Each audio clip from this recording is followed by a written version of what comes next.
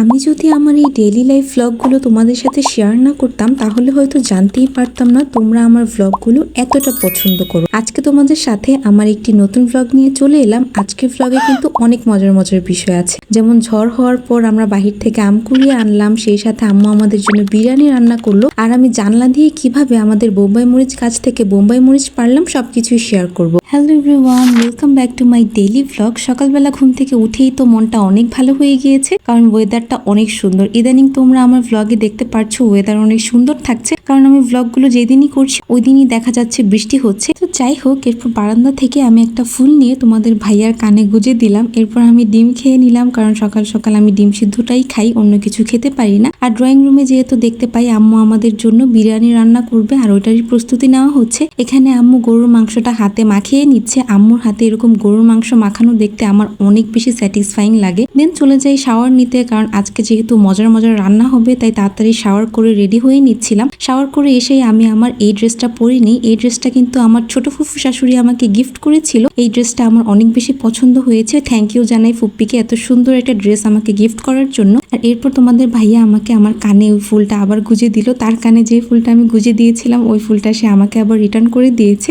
এরপর আমি আমার body mist, moisturiser and sunscreen use করে নিলাম, কারণ এইগুলো শাওয়ারের পর আমি মাস্ট ইউজ করি। আর এই দেখো, শাওয়ার নিয়ে রেডি হতে হতে আমাদের বিরিয়ানিটাও হয়ে গিয়েছে। আম্মু এত মজা করে বিরিয়ানিটা রান্না করে, যখন আমি প্রথমবার দেখেছি তখনই আমার খেয়ে ফেলতে ইচ্ছা হচ্ছিল, কিন্তু এখন তো খেয়ে ফেলা যাবে না, কারণ বাসার সবাই একসাথে খাবো। এই দেখো, আম্মু উপর দিয়ে বাদাম কিশমিশ সবকিছুই দিয়েছে। আর এই দেখো, বিরিয়ানিটা দেখতে দেখতে এইদিকে কিন্তু বৃষ্টিও হচ্ছিল, আর আম্মু আমাদের সবাইকে একসাথে খাবার দিয়ে দেয়। তোমাদের ভাইয়াও অনেক মজা করে খাচ্ছিল। আর এখানে একটা মজার জিনিস হচ্ছে, আমি জানলা দিয়ে আমাদের বোম্বাই মরিচ পাড়ছিলাম, কারণ আমি আজকে বিরিয়ানি দিয়ে বোম্বাই মরিচ খাবো। জানলা দিয়ে এইভাবে বোম্বাই মরিচ পাড়াটার মজাটাই আলাদা। এরপর আমি খেতে বসে পড়ি। আমি বোম্বাই মরিচ একটু একটু করে নিচ্ছিলাম, আলু নিচ্ছিলাম, আর সবকিছু একসাথে খেয়ে নিচ্ছিলাম। দেন আব্বু বাসায় চলে আসে, আর আব্বু আমার জন্য তাদের বড় খানা দিয়েছিল, ওইখান থেকে খাবার নিয়ে আসে। আর এখানে আমার ভাইয়া ওই খাবার থেকে একটুখানি ডিম মেরে দিয়েছিল। এরপর আমরা চলে যাই বাইরে একটু হাঁটতে। দেখতেই পারছেন এখানে ওয়েদারটা ভালোই দেখা যাচ্ছিল, বৃষ্টি ছিল না, কিন্তু আকাশটা মেঘলা ছিল। আমরা দুইজন খুব মজা মজা করে হাঁটছিলাম, ওয়েদারটা এনজয় করছিলাম। কিন্তু একটু পরেই দেখতে পাই আকাশটা অনেক অন্ধকার হয়ে যায়, আর অনেক বাতাস নামা শুরু হয়। বাহিরে বাতাসের কারণে আমরা হাঁটতে পারছিলাম না, মনে হচ্ছিল বাতাসে আমরা উড়ে যাব।